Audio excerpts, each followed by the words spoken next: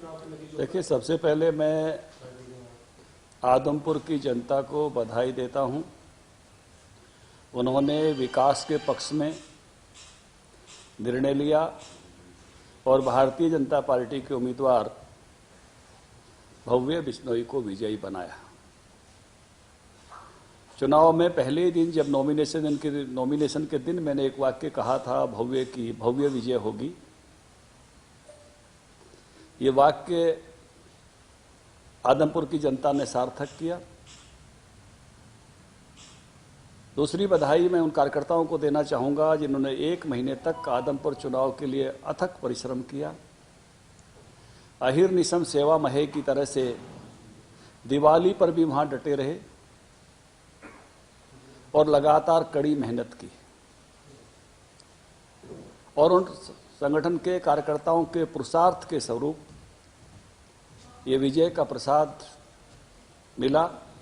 इसके साथ साथ सरकार में जो हमारे मंत्रीगण, मुख्यमंत्री जी, सांसदगण, हमारे विधायकगण, चेयरमैन, बाकी सब लोगों ने भी वहां जाकर जो दायित्व उनको सौंपा, अगर एक बूथ संभालने के लिए भी कहा तो उस पर भी टिके। आदमपुर के लोगों ने नरेंद्र मोदी जी की विकास की नीतियों में, मनोहर लाल जी की नीतियों में विश्वास व्यक्त किया है और भारतीय जनता पार्टी को एक शानदार विजय वो वहां हासिल कराई है। इसके लिए पुणे में संगठन के कार्यकर्ताओं का और आदमपुर की जनता जनार्दन का आभार व्यक्त करता हूं। पहली बार कमल गिरा है सर, ये सीट कांग्रेस की थी। कांग्रेस के जो विधायक थे उस वक्त उन्होंने इस्तीफा देकर भारतीय जनता पार्टी ज्वाइन की और बीजेपी ने उनको टिकट देकर उनके बेटे को मैदान में उतारा। यानी जो आपका आंकड़ा 40 का दशक वो आंकड़ा बढ़ा है और आदमपुर में जहां कभी भी कमल नहीं खिला था वहां कमल खिला है। कांग्रेस की सीट एक तरह से आपने इस उपचुनाव के माध्यम से बीजेपी। देखिए, इस सारे आप परिवर्तन को देखेंगे तो भारतीय जनता पार्टी बहुत वर्षों तक यह एक छोटी पार्टी थी और कांग्रेस पार्टी एक बड़ी पार्टी थी। पहली बार 2014 में हम सरकार में आए, लेकिन कांग्रेस के जो दिग्गज लोग थे उनके जो अपने स्थान थे वो कांग्रेस के पक्ष में बचे रहे। लेकिन कांग्रेस ने जिन नीतियों को अपनाया और कांग्रेस जिस प्रकार से सुकड़ती चली गई, एक समय था जब कांग्रेस कई दिग्गज नेताओं को संभालती थी, लेकिन समय समय करके कांग्रेस के दिग्गजों के जो किले थे वो किले ध्वस्त होने शुरू हुए और इसके लिए कांग्रेस पार्टी बहुत बड़ी जिम्मेवार है। क्योंकि आप देखेंगे जींद के उपचुनाव में सुरजेवाला जी को ले गए जींद कैथल से, कैथल हमारे हिस्से में आया। आप देखेंगे कि कांग्रेस के प्रमुख नेताओं को कांग्रेस में असहजता महसूस होनी शुरू हुई। 2 अध्यक्षों को काम नहीं करने दिया गया और बड़े बड़े दिग्गज इस प्रकार का महसूस करने लगे कि कांग्रेस में अब उनका स्थान नहीं है। इसलिए कुलदीप बिश्नोई जी ने फैसला लिया भाजपा में आने का और वो वहाँ से उनके पुत्र भव्य बिश्नोई लड़े और अब शानदार जीत वहाँ भारतीय जनता पार्टी की हुई है। भारतीय जनता पार्टी के संगठन, उसकी नीतियों की हुई है, उसके नेतृत्व की हुई है। लेकिन वो क्यों आए, इसका डिजाइन कांग्रेस की वर्तमान राजनीति में छुपा हुआ है और वो जो डिजाइन है उस डिजाइन की हार है ये। क्योंकि कांग्रेस ने अपने दिग्गजों को दूर करना शुरू किया और कांग्रेस एक परिवार के आसपास सिकुड़ कर रह गई और इसीलिए कांग्रेस में अभी भी और बहुत सारे लोग असहज महसूस कर रहे हैं और कांग्रेस का यही डिजाइन रहा तो कांग्रेस लगातार और हार की तरफ बढ़ेगी। एक बात पे मैं और कहना चाहूँगा कि आप पार्टी बहुत ही जोर शोर तरीके से अवतरित हुई थी आदमपुर पर और स्वयं केजरीवाल जी, भगवंत मान, ये सब आए थे।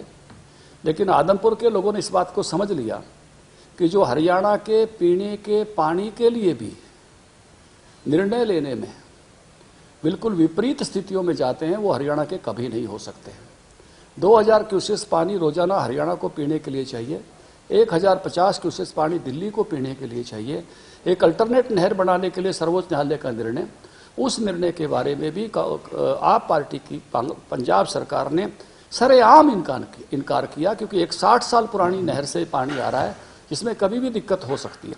जो ऐसे पानी पीने के पानी को देने के लिए बनने वाली नहर के लिए भी तैयार नहीं थे, इसलिए आदमपुर के लोगों ने इतनी बुरी तरह से उनको नकारा है कि जिसका परिणाम आज आपको आप पार्टी भी देख रही है और प्रदेश की जनता ने उनको वो शीशा दिखाया कि इस प्रकार जो जन विरोधी सोच के साथ चलने वाले लोग हैं उनका जो हसर होना चाहिए था वो आदमपुर में हुआ है। 2024 के उपचुनाव, ये 2024 के चुनाव का सेमीफाइनल कांग्रेस के नेता खासतौर पर भूपेंद्र सिंह हुड्डा जो है वो अपने प्रचार में बता रहे थे कि आदमपुर का जो चुनाव है ये 2024 का सेमीफाइनल है। तो ऐसे में आप कांग्रेस के सामने आप क्या कहेंगे, क्या चुनौती है आपकी पार्टी के लिए, क्या चुनौती? देखिए, मेरी पार्टी तो लगातार परिश्रम करने पर विश्वास करती है और हमें अभी और अधिक परिश्रम करना है, ये हमको मालूम है। और अधिक मेहनत के साथ हम अगले चुनाव में जाने वाले हैं। हम जो नगर पालिका परिषद चुनाव था उसमें भी मेहनत से गए। आने वाले अभी कुछ चुनाव हमारे सामने नगर निगम के हैं, पंचायत चुनाव चल रहे हैं। तो हम तो लगातार परिश्रम में भरोसा करते हैं, नेतृत्व के में भरोसा करते हैं और जो लोगों के विकास की नीतियों में भरोसा करते हुए लगातार मेहनत के साथ आगे बढ़ना, इसी मंत्र के साथ काम करते हैं और इसी मंत्र के साथ आगे बढ़ेंगे। हमारी राजनीति यहाँ कोई व्यक्तिवादी राजनीति नहीं है कांग्रेस पार्टी की तरह से हमें देखो, क्योंकि जो वहाँ का डिजाइन है उसका कारण यही है कि वहाँ कुछ लोग अपनी ही बात करते रहे। भारतीय जनता पार्टी तो विचारधारा की बात करती है, भारतीय जनता पार्टी जो है संगठन की बात करती है, भारतीय जनता पार्टी विकास की बात करती है। तो इस नाते से भारतीय जनता पार्टी का कार्यकर्ता लगातार अथक परिश्रम करता है। सर, स्वर्गीय भजनलाल का एक अपना इतिहास रहा है और अब वो बीजेपी के साथ जुड़ गया है, तो इसे कैसा देखते हैं सर और कितनी मजबूती मिलेगी अब आपको? देखिए, हरियाणा का नेतृत्व जिस भी नेता ने किया, हर नेता का कुछ ना कुछ प्रदेश में कंट्रीब्यूशन है और मुझे लिए ये मेरे लिए मैं कहूँगा कि एक ऐसी बात है जो एक सबको साथ लेकर चलने की जो हम बात कर रहे हैं। तो मुझे ऐसा लग रहा है कि जब रणजीत सिंह जी हमारे साथ हैं, आदित्य चौटाला हमारा जिला अध्यक्ष है और दुष्यंत चौटाला जी हमारे पार्टनर हैं, तो चौधरी देवीलाल की फोटो भी हमारे पोस्टर पर है और अब भजनलाल जी की फोटो भी हमारे पोस्टर पर है और पोस्टर पर अभी और जगह बाकी है।